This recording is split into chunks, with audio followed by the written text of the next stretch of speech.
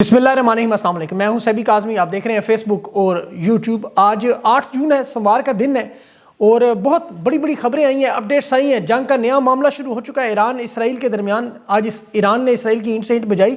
अभी ताज़ा तरीन वीलॉग के दौरान इस वक्त बमबारी हो रही है, नई लहर है।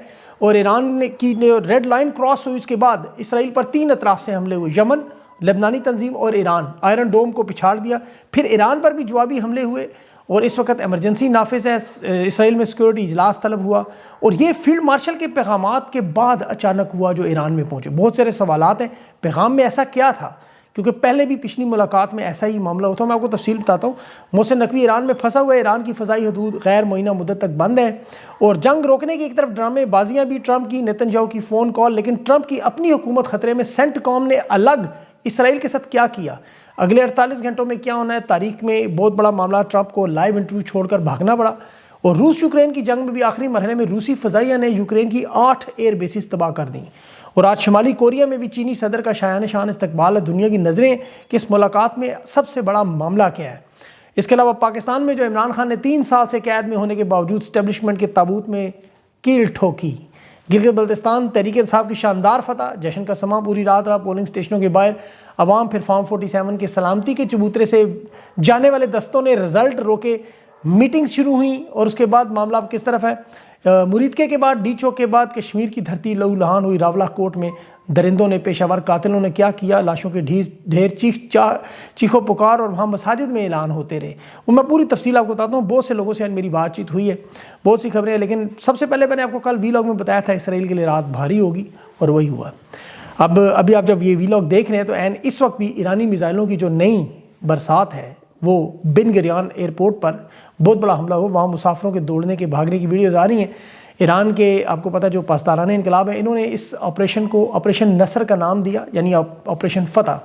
और अपने शोहदा से मंसूब करते हुए जो इनकी एरोस्पेस फोर्स ने एरोस्पेस मिसाइल नारा हैदर करार लगाते हुए, हज़रत अली का बड़ा मशहूर लक़ब है, आपको पता है, जिसमें बहादुर निडर मुजाहिद बार बार मैदान जंग में लौट कर दुश्मन पर हमला करते, वो नारा लगाते हुए उन्होंने इसराइल पर बड़े शदीद हमले किए। 7 मकामात पर बैक वक्त 3 अतराफ से हमले हुए। एक तरफ ईरान से, एक तरफ बहरा अहमर से और तीसरी तरफ लेबनान से। इसराइल का जो अभी आपको पता है ताज़ा तरीन ये जो हमला है, ये लहर है इनकी दूसरी। दावा तो उनका है हमने मिसाइल रोक, लेकिन ईरान लिहाज नहीं कर रहा। तेल अवीव में, हैफा में, नज़ारात में, तबरियात में, अफूना में, यहाँ पे 7 मकामात पर इसराइली मिसाइल, ईरानी मिसाइल जो इसराइल में गिरते रहे। बैक वक्त ईरान से, बहरा अहमर से, हौसियों की तरफ से। और ये हौसियों का ऐलान था कि हम अपनी कार्रवाइयों में अब मज़ीद शिद्दत लाएंगे और ये ऑपरेशन उस वक्त तक नहीं रुकेगा जब तक जंग जारी रहेगी। ईरान ने जहाँ एक तरफ अपना हरमज़ बंद की हुई है, याद रखें, बहरा अहमर में यमन के जो हौसी हैं वो भी 2023 से लेकर अब तक इसराइल के जहाज़ों को इसी तरह निशाना बनाते रहे। इनका इस जंग में बड़ा अहम किरदार है, याद रखें, ईरान की सबसे मजबूत ताकत है। फिर ये जो ताज़ा तरीन हमले हैं ये ईरान के, आपको पता है, तलनूफ में और वहाँ एक और इनका एयरपोर्ट है, वहाँ हमले हुए। ये ईरान पर जो इसराइल ने उसका जवाब दिया, वो ईरानी हुकाम ने कहा कि इनकी पूरी फोर्सेस अलर्ट हैं और सीज़ फायर में इन्होंने मुकम्मल तैयारी की हुई है तमाम महाज़ों से। याद रखें, तमाम महाज़ों से बड़ा वसी और सबक आमोज सबक वो सिखाएंगे और ये इनका पहले से तैयार शुदा मनसूबा था। ज़ाहिर है इसकी इन्होंने तैयारी की हुई थी और इतने शदीद हमले थे कि इनकी आवाज़ें उर्दन में, ओमान में ना सिर्फ आई बल्कि वहाँ मिसाइलों का मलबा जो उर्दन ओमान तक गिरता हुआ नज़र आया। और जिस अंदाज़ में हम देख रहे हैं ईरान के ये मुसलसल और महदूद हमले हैं, वो इसीलिए हैं कि एक तो इसराइल के जो दिफाई निज़ाम पर मुसलसल दबाव रखा जाए, इनके जो इंटरसेप्टर मिसाइल हैं उसके ज़ख़ीरे को कम किया जाए। और अभी जो यमन से दागा हुआ मिसाइल था वो सीधा तेल अवीव एयरपोर्ट पर लगा तो वहाँ फिर इसराइली आर्मी चीफ की दौड़ें लगी। फिलफोर्स सेंटकॉम के सरबराह ब्रैड कूपर से हंगामी सतह पर 3 दफ़ा रब्ता हुआ। अब ये बहुत अहम मामला मैं आपको बता रहा हूँ, ज़रा गौर करिएगा कि ये किसी तरह मिसाइल रुकवाना चाहते हैं। अब यहाँ इसराइल की सिक्योरिटी की मीटिंग बुलाएगी, 3.5 घंटे चलती रही कि हमें अब इसमें करना क्या है, क्योंकि यमन पर भी इनको हमला करना पड़ेगा और ये नहीं जानते कि लड़ाई कितने दिन जारी रहेगी। ट्रंप बज़ाहिर कशीदगी कम करवाने के लिए कोशिश करता है, लेकिन यहाँ जो गेम हो गया वो इसराइल जवाबी कार्रवाई पे ट्रंप की बात को नहीं माना। ट्रंप जो है वो जंग बंदी और सफारती मामला चाहता है, इसराइल बिल्कुल नहीं चाहता। और अमेरिका और इसराइल के दरमियान इस पॉलिसी पर मुकम्मल इख्तलाफ हो चुका है। और इसमें जो ख़तरनाक मामला है वो ईरान की वजारत ख़ारजा ने खुद बताया कि अमरीकी हुकाम ने उन्हें बताया कि सेंटकॉम हमारी बात नहीं मान रहा, ये अमरीकी फ़ौज की बात है, ये इसराइल की दिफाई और जारहाना कार्रवाइयों में उनकी मुकम्मल मदद कर रहे हैं और ये ट्रंप इसके पीछे नहीं है। ये बहुत बड़ी बात है, यानी गेम ट्रंप के हाथ से निकल गई है। अब फैसले बराह रास्त नेतन्याहू اور امریکی فوج کر رہے ہیں. یہ میں نے کل آپ کو بڑی تفصیل سے پینٹاگون کی رپورٹ بتائی تھی کہ یہ ٹرمپ کے خلاف بھی رجیم چینج آپریشن کی وہی تیاریاں ہیں اور یہ جنگوں کی بنیاد پر جڑے ہوئے. آپ کو یاد ہوگا عمران خان کا جو یوکرین کا دورہ اور سائفر تھا, اب یہ سائفر امریکی ڈیپ اسٹیٹ اپنے ہی ملک میں واردات کر رہے ہیں. بہرحال اسرائیل نے جو پھر ایران پر حملے کیے سینٹ کام کی مدد سے, جنوبی ایران پر, وہاں ایران کی تیل کی تنصیبات میں شہر پر حملہ ہوا, وہاں قرون میں ان کے پیٹرو کیمیکل کمپلیکس ہے وہاں بھی بمباری ہوئی اور نقصانات جو فضائی تصویروں میں نظر آئے. اب اس دفعہ جو ایران کی تنصیب پر حملہ ہوا, یاد رکھیں 4 اپریل کو یہاں پہلے بھی حملہ ہو چکا ہے. پھر انہوں نے ایران کے مہربان ایئرپورٹ پر بھی حملہ کیا, نجف میں ایک گودام ہے وہاں ان کا, تبریز میں, اس پر بھی بیلسٹک میزائل کی تنصیبات ہے, وہاں بھی ان کے قریب حملہ ہوا. اور سب سے بڑھ کر جو سعودی عرب میں پرنس سلطان ایئر بیس پر حملے کی خبر آئی, جسے ایران کے سرکاری میڈیا نے خود پاسدارانہ انقلاب کے ذریعے کہا کہ یہ اس حملے میں ہم ملوث نہیں, یہ فالس فلیگ آپریشن ہے. سعودی عرب کو ان کارروائیوں میں آپ کو پتہ ہے شامل کرنے کے لیے, اور الزام لگایا گیا یمن کے حوثیوں پر, یہ فالس فلیگ تاکہ سعودی عرب ایران کے خلاف آئے اور یمن کے خلاف جنگ میں اسرائیل کا ساتھ دیں. اب یہاں محسن نقوی جو وزیر خارجہ نہیں وزیر داخلہ ہے لیکن وزیر خارجہ والے کام ہے, یہ سپریم لیڈر کے پاس فیلڈ مارشل کا خط لے کے پہنچا اور اس کے بعد اسرائیل پر حملہ ہوا. ذرا غور کریں اس بات پر, اور یہ کوئی نئی بات نہیں ہے. پچھلی جون کی جنگ میں 12 جون کو اسرائیل نے ایران پر حملے کیے اور 18 جون کو پھر فیلڈ مارشل کی وائٹ ہاؤس میں ٹرمپ سے ملاقات ہوئی, تو 22 جون کو امریکہ نے ایران پر ایٹمی تنصیبات پر تینوں تنصیبات پر B-52 بمباری کی. یہ تانے بانے آپ خود جوڑ لیں. محسن نقوی کا پیغام ملا, ساتھ ہی معاف کیجیے گا ٹرمپ نے کہا ہم معاہدے کے قریب پہنچے ہیں, دستخط کرنے لگے, لیکن ایران نے حملہ کر دیا. اب اس میں ظاہر ہے لبنان کا معاملہ بہت بڑا تھا, لبنان کا چیف یہاں پہ ہو کے واپس گیا اور لبنان کو ایران نے اپنی ریڈ لائن قرار دیا. یہ ذہن میں رکھے, میں نے انہی خبروں کی بنیاد پہ آپ کو بتایا تھا کہ اسرائیل کی جو کل رات وہ بڑی بھاری ہوگی, اور وہی ہوا. میزائل بارش کی طرح برستے رہے, یہ پہلی لہر چلی, دوسری لہر چلی, اور پھر تیسری لہر کا تیسرا مرحلہ اس وقت چلا. یہ صورتحال ختم ہونے کا نام نہیں لے رہی, اس میں مزید کشیدگی جو بڑھتی جا رہی ہے. اب یہ خاص اس وقت ہو رہا ہے جب یہ بالکل معاہدے کے قریب ڈونلڈ ٹرمپ نے دعویٰ کیا کہ ہم نازک موڑ پر پہنچ گئے, جس میں انٹرویو میں سے بھاگنا پڑا. لیکن دونوں ممالک میں فوجی تنصیبات اور تیل کی تنصیبات پر حملے کے بعد اب یہ معاملہ بڑھ چکا ہے. اور اس میں یاد رکھیں کہ ٹرمپ نے جو فائنینشیل ٹائمز کو انٹرویو میں کہا کہ نیتن یاہو کے پاس کارروائی کے سوا کوئی اور راستہ نہیں ہے, لیکن یہ دعویٰ کیا فیصلے میں کرتا ہوں, اس کے باوجود اسرائیل کے حملوں کے بعد اب نظر آ گیا ٹرمپ مائنس ہو چکا ہے. دوسری طرف شمالی کوریا میں شی جی پنگ کی بڑی اہم ملاقات, استقبال کی تیاریاں ہیں وہاں. 7 سال کے بعد یہ پہلا دورہ ہے, اور اس میں آپ کو پتہ ہے یہ ملاقات اس لیے اہم ہے کہ یہ چین کی طرف سے پیغام ہے کہ ہم ایٹمی ہتھیاروں کے پھیلاؤ کو روکنے والے معاہدوں پر اب یقین نہیں رکھتے. یہ ذرا بات غور سے سمجھیے گا, ایٹمی ہتھیاروں کا پھیلاؤ کا معاملہ بڑھے گا. شی جی پنگ کو جس انداز میں ویلکم دیا گیا شمالی کوریا کی تاریخ میں نظر نہیں آیا. وہ کم یونگ نے 10,000 ٹن کے ڈسٹرائر ایٹمی ہتھیاروں سے لیس میدان میں اتار کے وہاں چینی صدر کو بلایا ہے. اور عین اس وقت جب شمالی کوریا اسلحے کے, فوجی تعاون کے اور یوکرین جنگ سے جو روس کے ساتھ مل کے انہوں نے لڑی, جنگی تجربے سے اب دنیا کا اثر و رسوخ اس طرح بڑھا رہا ہے چین کا کہ ان کا فرنٹ میں پٹھا بنا ہوا ہے. ظاہر اس کے بدلے میں معیشت, تجارت اور سفارت میں فائدہ ہے, لیکن چین کی جو سب سے بڑی جنگی طاقت ہے وہ اس وقت شمالی کوریا بنتا ہوا نظر آ رہا ہے. یعنی جس کو یہ اشارہ کریں گے شمالی کوریا تباہی پھیر دے گا, الزام بھی چین پہ نہیں آئے گا. اب یہ سارا معاملہ ہے, لیکن اب پاکستان کی طرف آئے, وہاں بھی اسرائیل والی حرکتیں نیتن یاہو کے پٹھے کر رہے ہیں. گلگت بلتستان کے انتخابات کا پہلے یہاں جو 12 جماعت پاس پھدو نشانہ عبرت تمغہ ضلالت جن کے لیے یہ الیکشن بھی بنا, 4 سال سے طاقت پہ زور لگا رہے ہیں. تحریک انصاف کی جیت کی نشستوں کا مارجن ہر دفعہ بڑھتا جا رہا ہے. 24 نشستوں پر تحریک انصاف گلگت بلتستان میں لیڈ کرتی, جشن کا اعلان کرتی ہوئی. سلمان اکرم راجہ کی وکٹری سپیچ کے مطابق وہاں الیکشن سیل کے 50 سے زیادہ نمائندوں کے, آزاد لوگوں کے سمیت کہ 24 حلقوں میں, یہ ان کے مین اسٹریم میڈیا کے لوگ بھی ہیں اس میں, الیکشن کا نتیجہ تحریک انصاف کے حق میں. عمران خان کے نام پر جو آزاد امیدوار ہیں, جو آزاد گروپ ہیں یا مجلس بات مسلمین ہیں, یہ 24 میں سے 18 نشستیں جیت کے ہیں. پیپلز پارٹی کو 4 اور نون لیگ کو 2 نشستیں ملی. یہ اسٹیبلشمنٹ کی پاکستان کی تاریخ میں دوسری دفعہ سب سے بڑی تاریخی ہار ہے. عمران خان نے 3 سال جیل میں ہیں وہ, اور انہوں نے خان کی حکومت گرائی, گلگت بلتستان میں گرائی, کشمیر میں گرائی, لیکن دیکھ لیں خان کی پارٹی توڑنے, نئی پارٹی رجسٹرڈ نہ ہونے دینا, انتخابی نشان چھیننا, امیدوار اٹھانا, سب کچھ کرنے کے بعد اس بری طرح ذلت سے ہارنا, جس پہ خود نون لیگ کے لوگ کیا کہہ رہے ہیں میں آگے بتاتا ہوں آپ کو. فارم 47 کا ہراول دستہ, آپ کو پتہ ہے اسلامی کے چبوترے سے الیکشن ہمیشہ جیتتا ہوا ایسے ہی نظر آتا ہے. فارم 47 والے پہنچ گئے, 10 نشستوں کو تو سر عام چھیننے کی دھاندلی کی, اور وہ آپ بلاول کی ویڈیو سے بھی دیکھ سکتے ہیں جو اس کی اسحاق ڈار سے ملاقات میں. لیکن ان 24 نشستوں میں انہوں نے جو اب اعلان جان بوجھ کر روکا جس پہ نون لیگ کے لوگ چیخ پڑے کہ اتنا اگر اب بھی یہ کرنا ہے تو پھر رہ نہیں دو. دنیا آرٹیفیشل انٹیلیجنس میں کہاں سے کہاں پہنچ گئی, یہ ووٹ نہیں گن سکے, حالانکہ ووٹ کتنے تھے. اب چند گھنٹے پہلے تک یہ دیکھیں کہ وہاں نون لیگ اور پیپلز پارٹی اس کی میاں رول رہے تھے, لیکن اسحاق ڈار ان کی ملاقات ہوئی اور جو ہی انہیں عوام کی طاقت نظر آئی, انہوں نے سر نیچے کر کے, گردن نیچے کر کے دوم اوپر کر دی. کیونکہ نتائج کیا ہے, پیپلز پارٹی اور نون لیگ کو اتنی نشستیں جتنی نون لیگ پیپلز پارٹی سمیت یہ جماعتیں لاہور اور کراچی کے الیکشن سے بھی نہیں جیت سکے. 10 نشستیں, 11 نشستیں بلکہ پیپلز پارٹی کو, 6 نون لیگ کو, 5 آزاد امیدواروں کو, 2 تحریک انصاف کی آزاد حمایت یافتہ اور 1 نشست مجلس وات مسلمین کو, یعنی 24 میں سے یہ 16 نشستیں لوٹ کر لے گئے یا 17 کہہ لیں. پھر کیا ہوتا ہے کشمیر جیسے حالات. اب کشمیر میں کیا ہوا؟ اچھا ان کی ایک واردات پہلے پکڑی گئی, جو کہتے ہیں مرکز میں حکومت ہو تو جی بی میں ہمیشہ حکومت ان کی بنتی ہے. اب مرکز میں حکومت اور تحریک انصاف کی الیکشن تو وہ جیتے ہوئے ہیں سب کے سامنے, اور بظاہر 17 نشستوں پر نون لیگ نے جو قبضہ کیا ہوا ہے وفاق کی حکومت پر, وہ بھی نہیں جیتے.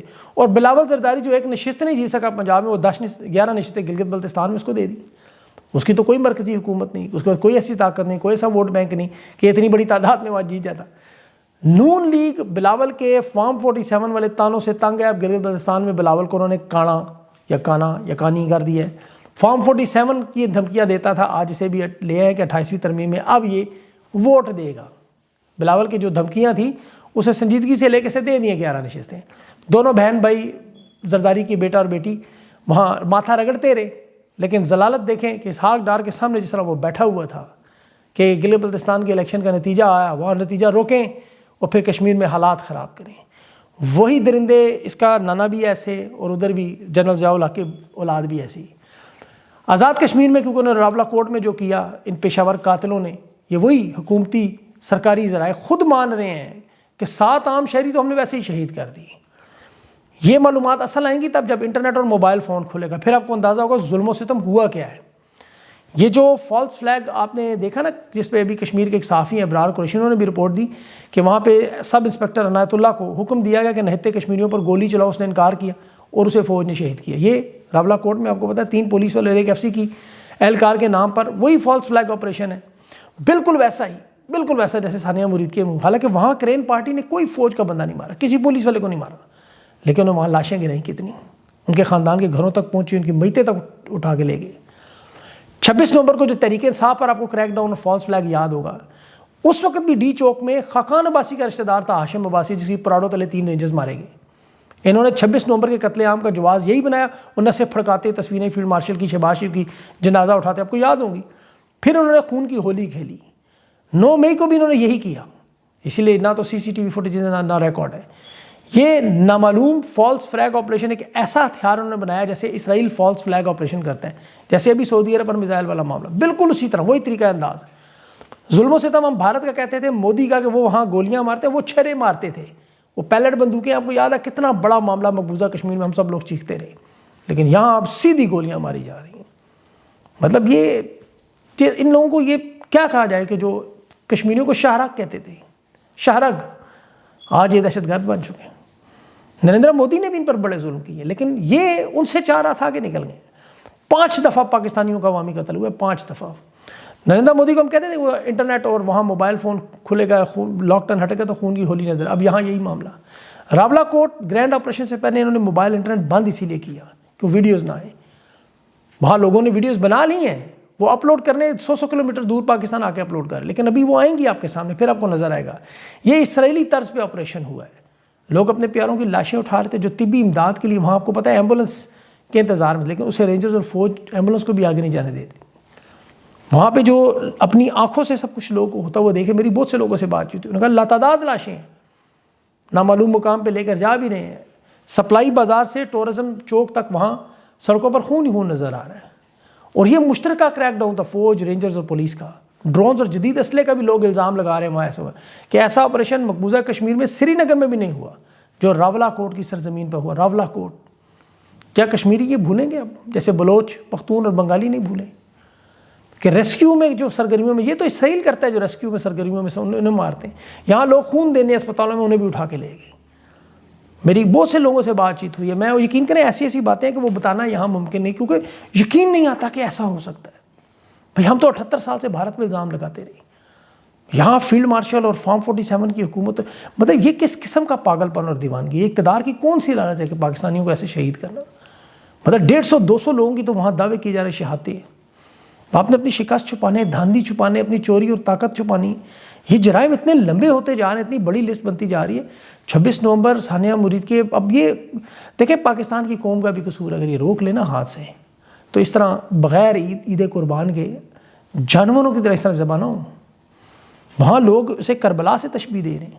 ایسے خطرناک مناظر مساجد سے اعلان ہوتے رہے کہ ہماری دھرتی پر قابض فوج نے حملہ کر دیا ہے، نوجوان نکلے گھروں سے. عمران خان نے کتنی مشکل سے پاکستان کو جوڑا. پختون، سندھی، مہاجر، بلوچ، پنجابی، کشمیری، گلگت بلتستانی سب اکٹھے کیے، سارے فرقے شیعہ، سنی، وہابی، بریلوی، سندھی، دیوبندی سب کو اکٹھا کیا. خاتون، بزرگ، بچے، نوجوان اکٹھے کیے. انہوں نے سب تباہ کر رہے ہیں. اور یہ بڑے لمبے اثرات ہوں گے، یقین کریں بڑا خوف آتا ہے سوچ کے. ان کی تو جرائم کی لسٹ بہت لمبی ہوتی جا رہی ہے نا، اس میں تو کوئی شک نہیں. اب یہ مینڈیٹ چوری کر کے کیوں پیپلز پارٹی کو دیا آپ کو پتہ ہے؟ تاکہ یہ جو بجٹ میں کے بعد 28ویں ترمیم لائیں، فیلڈ مارشل کو صدر بنائیں. تایات استثناء تو ملا ہوا ہے. اس میں مجھے افسوس ہے پاکستان کی میڈیا، بڑا افسوس. اس قدر بدبودار ان کی رپورٹنگ آپ دیکھیں، انٹرنیشنل میڈیا رپورٹس کر رہا ہے. وہاں ٹرکوں کے ذریعے جو لاشیں اٹھائی جا رہی ہیں یہ نہیں دکھا رہے. راولہ کوٹ کی کے حوالے سے پاکستانی میڈیا پر کوئی خبر ہی موجود نہیں. ان کے بدبودار غلیظ کہہ لیں صحافی ایم ایف ٹائپ لوگ، وہ اس قتل عام کی عوامی ایکشن کمیٹی کو کالعدم کرنے کی ان چیزوں کی حمایت کر رہے ہیں کھل کے، کہ ماریں پھاڑیں چیریں. مطلب کیوں؟ انہیں سینیٹر بننا ہے، بیرون ملک کو سفیر بننا ہے، کوئی چھوٹے موٹے عہدے لینے ہیں. ان کی اتنی سی اوقات اندازہ کریں. اور میں نون لیگ کے اکاؤنٹس کو دیکھ رہا ہوں، وہ کہہ رہے ہیں 4 گھنٹوں سے نشستیں روک کر ایسے الیکشن لڑنے سے بہتر ہے تو ویسے ہی نتیجہ دے دیا کروں. یہ حالت ہو اگر 4 سال بعد بھی. اب دیکھیں تحریک انصاف کی قیادت کو خدا خوفی کرنی چاہیے. انہیں الیکشن میں جس طرح لوٹ مار ہوتی ہے، جو ظلم و زیادتی کا مینڈیٹ چھینا جاتا ہے، لوگ پوری جان مار کے انہیں ووٹ دیتے ہیں. اب خیبر پختونخوا کی حکومت ہو یا ان کی مین مرکزی لیڈرشپ، یہ عوام کا ساتھ دیں. عوام بڑی مشکل سے انہیں ووٹ دیں، ایک ایک نشان یاد کروایا جاتا ہے، کتنی محنت کی جاتی ہے ان کے الیکشن پہ. یہ چھیننے کے بعد خاموش بیٹھ جاتے ہیں. یہ عوامی کی ایکشن کمیٹی کا ساتھ دیں. گلگت بلتستان میں جہاں زیادتی ہوئی وہاں کمپین چلائیں. ابھی دیکھیں سادہ اکثریت گلگت بلتستان کے الیکشن میں نہیں مل رہی، آزاد امیدواروں کے ہاتھ میں معاملہ ہے. انہیں اٹھائیں گے، پکڑیں گے، مار پیٹ کریں گے. انہیں چاہیے ان کے ساتھ دیں. 10 تاریخ کو بھی ان کا جو احتجاج ہے اس میں عوام کو بھی بلائیں، تحریک انصاف کو بھی. یہ خوفزدہ نہ ہو ان گولیوں سے. دیکھیں جن لوگوں کی شہادتیں ہوئی ہیں اس طرح کے پاکستان میں واقعات اب ایک روٹین بنتے ہیں. اب ان تحریک انصاف کو عادی ہو جانا چاہیے کہ ان کو پتہ ہے کہ ان کا مقابلہ کس سے ہے. جیسے فلسطینیوں کو پتہ ہے ان کا مقابلہ اسرائیل سے ہے، ایران کو پتہ ہے اس کا مقابلہ اسرائیل اور امریکہ سے ہے، اور وہ اس طرح کی شہادتوں کے لیے، ظلم و ستم کے لیے تیار ہے. اب 4 سال میں انہیں بھی اندازہ ہو جانا چاہیے. یہ اپنے آپ کو ذہنی طور پر تیار کریں، اور جو لوگ نہیں تیار ہو سکتے وہ پیچھے ہٹ کے وہ شوکت میر جیسے لوگوں کو سامنے لیں، تاکہ کوئی عام پاکستانی ہو سکتا ہے شوکت میر. بہت سارے ایسے شوکت میر بیٹھے ہوئے ہیں، ان کو موقع دے دیں اور کھل کے آئے. 10 جولائی کو پرامن انداز میں جدوجہد کریں. اور پرامن دیکھیں اس لیے کہا جاتا ہے کہ کسی قسم کی وائلنس نہ، لیکن جہاں آپ کو صرف شہادتیں ہی دینی ہیں وہاں پھر اکٹھا پورا پاکستان مل کر کم از کم اپنے پرامن حقوق کے لیے سیاسی اور آئینی جدوجہد. یہ اللہ کا بھی آپ کو پتہ ہے حکم ہے، اور آپ کے پاس اپنے قانون اور آئین میں بھی اجازت ہے. یہ کوئی ایسا ظلم اور زیادتی والا کام آپ نہیں کر رہے، آپ کے ساتھ ظلم ہو رہا ہے. اور اللہ ظالموں کی رسی دراز ضرور کرتا ہے، لیکن اس کی جب کھینچ آتی ہے تو اس کے بعد انجام وہی ہوتا ہے جو تاریخ میں ہر ظالم کا ہوا. انجام انشاءاللہ ان کا ہوگا یہی، یہ یاد رکھیے گا. اس سے بچیں گے نہیں یہ معصوم لوگوں کو شہادتیں شہید کرنا. بہرحال اپنا خیال رکھیں. مجھے اگلے ویلا تک کے لیے اجازت دیں. اللہ حافظ.